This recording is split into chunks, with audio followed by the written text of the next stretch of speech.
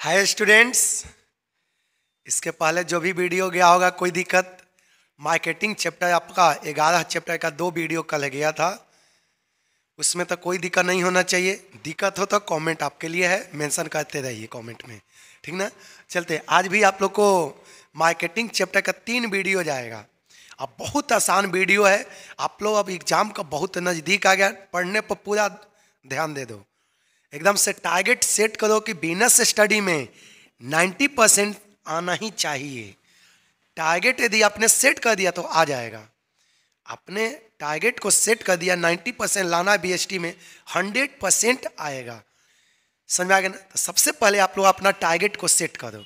चलिए, अब बहुत आसान ऑब्जेक्टिव है, और ये जो ऑब्जेक्टिव हमने 5-6 साल के डेटा को इकट्ठा किया है तब बनाए हैं। कॉपी में आप लोग सारे स्टूडेंट मेंशन कर लेना, ठीक ना। कॉपी में नोट करो और तब देखो कि कहाँ पर दिक्कत हो। इसके अलावा भी कहीं दिक्कत हो तो नंबर भी दिया हुआ है, नंबर पर भी कॉल करके आप लोग पूछ सकते हैं। बस सत्य कि आप टारगेट सेट करो कि हमको इतना लाना है। कहीं दिक्कत हो कमेंट में मेंशन करना, चाहे मोबाइल नंबर पर भी कॉल करके आप लोग पूछ सकते हैं, ठीक ना। चलते हैं टॉपिक को। बहुत आसान ऑब्जेक्टिव लाए हैं। कितना है? मार्केटिंग चैप्टर का है, चैप्टर नंबर 11 है। चलिए देखिएगा। The factors affecting product mix आए। बताइए, आप लोग तब पढ़ भी चुके हैं प्रोडक्ट मिक्स, आपको बता भी चुके हैं, कॉपी में भी लिखवाया गया है सारा टॉपिक। देखिए उसी टॉपिक से क्वेश्चन है।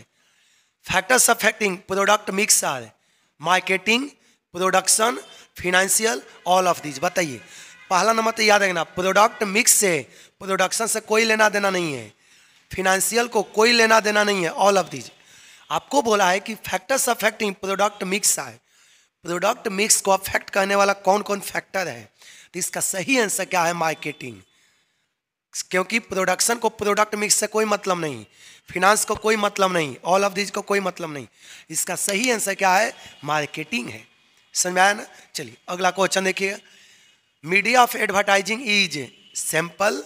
याद रखना, सैंपल एडवर्टीजमेंट का पार्ट नहीं है। ये माइंड में एकदम से बैठा लेना, क्योंकि ये बहुत कंफ्यूजन करेगा। सैंपल कहते किसको है? मान ले कि कोई आदमी चावल खरीदने जाता है, हम लोग चावल खरीदने दुकान पर जाते हैं, तब बोलते हैं कि भैया थोड़ा चावल दिखाइए, तो थोड़ा सा चावल निकाल के हाथ में दे देता है, ठीक ना। दुकान वाला चावल थोड़ा सा निकाल के हाथ में दे देता है, वही तो सैंपल हो गया। समझ में आ गया ना। तो सैंपल जो होता है कभी भी एडवर्टीजमेंट का पार्ट नहीं होता है। एकदम से माइंड में बैठा लेना आप लोग, ठीक ना। चलिए देखिएगा, media of advertising is sample, premium नहीं, प्रीमियम तो अलग है। Calendar and diary, demonstration. चलिए, डेमोन्स्ट्रेशन मतलब होता है प्रदर्शन करना, कोई चीज़ दिखाना। डेमोन्स्ट्रेशन मतलब होता है प्रदर्शन करना, कोई चीज़ दिखाना। अब बताइए, मीडिया ऑफ एडवर्टाइजिंग इज क्या है? सैंपल तो है नहीं, प्रीमियम तो है नहीं। एडवर्टीजमेंट करने के क्या माध्यम है? कैलेंडर। देखिए आप लोग को कोचिंग में कैलेंडर बंटवाया गया होगा, कैलेंडर हम लोग बांटे हैं। इट मीन्स एडवर्टीजमेंट हो रहा है, प्रचार हो रहा है कोचिंग के बारे में। समझ में आया ना। डेमोन्स्ट्रेशन, डेमोन्स्ट्रेशन तो अलग है, प्रदर्शन करना, कोई चीज़ को दिखाना, ये अलग है, ये एडवर्टीजमेंट का पार्ट नहीं है। देखिए आपसे बोला है कि मीडिया ऑफ एडवर्टाइजिंग क्या है, तो इसका सही आंसर क्या है? Calendar and diary. कोई दिक्कत? चलिए अगला क्वेश्चन की ओर चलते हैं। एडवर्टाइजिंग इज, बताइए एडवर्टाइजिंग क्या है? Investment, unnecessary. याद रखना, ये तो होगा ही नहीं। एडवर्टाइजिंग सारे बिजनेस में जरूरी होता है, चाहे वो छोटा बिजनेस हो, बड़े बिजनेस हो, सभी में। तो ये तो कभी हो ही नहीं सकता है। वेस्टेज ऑफ मनी, ये भी नहीं होगा। एडवर्टीजमेंट यदि हम लोग कहते हैं ना, एडवर्टीजमेंट कौन कहता है? अपने क्वालिटी के बारे में मार्केट में बताया जाता है, अपने प्रोडक्ट के बारे में मार्केट में बताया जाता है। तो याद रखना, ये तो ऑप्शन गलत है, होगा ही नहीं। वेस्टेज ऑफ मनी, ये भी गलत है। हम लोग एडवर्टीजमेंट पर जो रुपया खर्च करते हैं वो मनी का बर्बादी नहीं है। सर वो फ्यूचर कस्टमर मेरा बना है, भविष्य में मेरा कस्टमर उससे आने वाला है। None of these. बताइए एडवर्टाइजिंग इज क्या है? ये होगा नहीं, ये नहीं होगा, डी नहीं होगा। तो इसका सही आंसर क्या होगा? इन्वेस्टमेंट। इसका सही आंसर क्या होगा? इन्वेस्टमेंट। एडवर्टाइजिंग इन्वेस्टमेंट है। क्यों? निवेश है। क्योंकि एडवर्टीजमेंट हम लोग क्यों कहते हैं? ताकि भविष्य में कस्टमर मेरे पास आएगा, एक तरह से इन्वेस्ट करें ना। याद रखना, हम लोग एक बार एडवर्टीजमेंट करते हैं ना, उससे बेनिफिट अनेकों साल मिलता है। मान लेते हैं एडवर्टीजमेंट, इन्वेस्टमेंट क्या है? हम किसी कंपनी का शेयर खरीद लिए, क्यों खरीदते हैं कंपनी का शेयर? ताकि 5 साल 6 साल 10 साल तक हमको कंपनी से डिविडेंड मिलते रहे, इसीलिए इन्वेस्टमेंट करते हैं ना। यही होता है एडवर्टीजमेंट। हम लोग एडवर्टाइज करते हैं तो उससे अनेकों साल बेनिफिट मिलता है, उससे अनेकों साल बेनिफिट मिलता है, ठीक ना। चलिए, तो एडवर्टाइजिंग क्या है? इन्वेस्टमेंट होता है, ठीक ना। चलिए अगला question, which of the following is the example of durable product? याद रखेगा, ये तो कॉपी में भी आपको लिखवाया गया है। ड्यूरेबल प्रोडक्ट, ड्यूरेबल प्रोडक्ट किसको कहते हैं? वैसा प्रोडक्ट जो लंबे समय तक चलता है। आप लोग तो जान ही रहे हैं ड्यूरेबल प्रोडक्ट, कॉपी में भी लिखवा है ड्यूरेबल प्रोडक्ट, वैसा प्रोडक्ट जिसको हम लंबे समय तक उपयोग कर सकते हैं, उसको हम लोग बोलते हैं ड्यूरेबल प्रोडक्ट। तो आपसे क्वेश्चन में क्या पूछा है? Which of the following is the example of durable product? बताइए कौन एग्जाम्पल है? Furniture, salt. Salt durable product नहीं है, थोड़ा सा रखो साल्ट खराब होना स्टार्ट हो जाता है। कैंडल, कैंडल का ड्यूरेबल प्रोडक्ट है नहीं, बस यूज करो, फेंको उसको, हटाओ उसको। देखो मैच बॉक्स, क्या सलाई के जो रहता है बॉक्स, क्या लंबे समय तक चलता है? नहीं, 5 से 6 दिन तक ले रखोगे ना तो जलता ही नहीं है, समझ आ गया ना। तो आपसे पूछा है कि इसमें से ड्यूरेबल प्रोडक्ट कौन है? ड्यूरेबल प्रोडक्ट मतलब वैसा प्रोडक्ट जो लंबे समय तक चले, वैसा प्रोडक्ट जिसको लंबे समय तक हम लोग उपयोग कर सकते हैं, उसको हम लोग बोलते हैं ड्यूरेबल प्रोडक्ट। तो बताइए लंबे समय तक उपयोग किसको कर सकते हैं? Furniture, salt, candle, match box. बताइए आपका ड्यूरेबल प्रोडक्ट कौन सा है? फर्नीचर है, क्योंकि फर्नीचर के हम लोग लंबे समय तक उपयोग कर सकते हैं, कोई दिक्कत नहीं ना। चलिए अगला टॉपिक पर चलिए, which of the following is a sales promotion activity? बताइए सेल्स प्रमोशन एक्टिविटी इसमें से कौन सा है? Rebate, discount, product combination, all of these. आप लोग तो पहले तो बता दें, सेल्स प्रमोशन तो सब कॉपी में लिखवाया गया है। सेल्स प्रमोशन एक वैसा एक्टिविटी होता है जिससे कस्टमर को डायरेक्ट अट्रैक्ट किया जाता है, जिससे कस्टमर को डायरेक्ट आकर्षित किया जाता है, सेल्स प्रमोशन करवाया। आपको कॉपी में भी लिखवाया गया होगा, सब चीज़ बताए हैं। सेल्स प्रमोशन के मतलब होता है कस्टमर को डायरेक्ट अट्रैक्ट करना, डायरेक्ट आकर्षित करना, डिस्काउंट देकर, रिबेट देकर, छूट देकर, एक पर एक सामान को फ्री करके, ये सब इसका एग्जाम्पल है सेल्स प्रमोशन का, ठीक है ना। चलिए देखिए टॉपिक क्या है, which of following is a sales promotion activity? Rebate तो है ही, डिस्काउंट भी है, रिबेट देकर कस्टमर को डायरेक्ट अट्रैक्ट किया जाता है, डायरेक्ट कस्टमर को आकर्षित किया जाता है, छूट भी देकर कस्टमर को डायरेक्ट आकर्षित किया जाता है। प्रोडक्ट कॉम्बिनेशन माने मान लेते हैं कि कोई सामान खराब है, कोई सामान अच्छा है, तो उसको कंबाइन भी करके मार्केट में बेचा जाता है, प्रोडक्ट कॉम्बिनेशन। इसका सही आंसर क्या होगा? All of these. इसका सही आंसर क्या होगा? All of these. अगला पॉइंट चलते हैं, विच of following is the function of marketing?